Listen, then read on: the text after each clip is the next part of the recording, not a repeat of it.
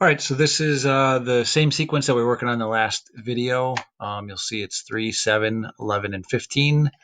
We had determined that our first term was 3, right? And I had shown that before by just writing it, circling it, and then writing it down here. So we have a first term of 3.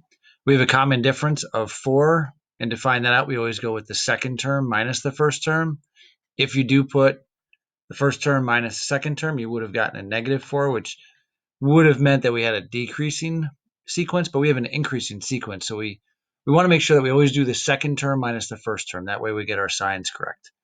So now what we're going to do is we're going to use this formula right here. And this is the explicit formula for an arithmetic sequence. And basically what it does is it is very advantageous. It basically, we can find any term in this sequence by using this equation. So if right now what we're going to do is we'll first set it up and then we'll run through an example. So if I wanted to just plug in my information here, right? My A1, so my 3, I'm going to plug in for A sub 1. And then my D, my common difference, my small d, was 4. So I'm just going to plug that 4 in for the D. Okay. So I'm just going to write that over here. I'm going to change my color, make it orange. So we go A sub n is equal to, we had 3 for our first term, plus, we're going to leave n minus 1 in there because n is the term that we're looking for.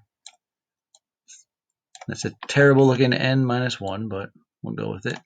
And then we're going to multiply, right? I'm just going to use my dot. And it's going to be times the common difference, which is 4 for this problem.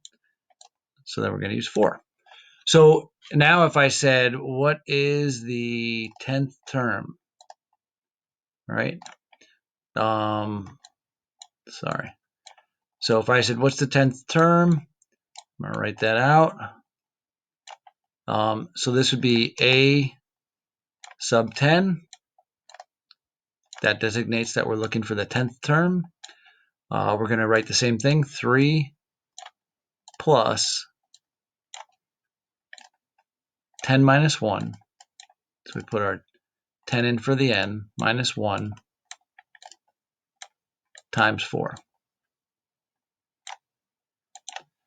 So now we're just going to set it equal and just solve out the math problem that we have here. We've got 3 plus 10 minus 1 times 4. So we're going to have 3 plus, whoops, there we go. 10 minus 1 is 9. So we got 9 times 4. 9 times 4 gives us 36. 36 plus 3 gives us 39. All right, so A sub 10, or our 10th term in this arithmetic sequence, is 39. All right, I'll continue on with more videos, but that'll be all for now.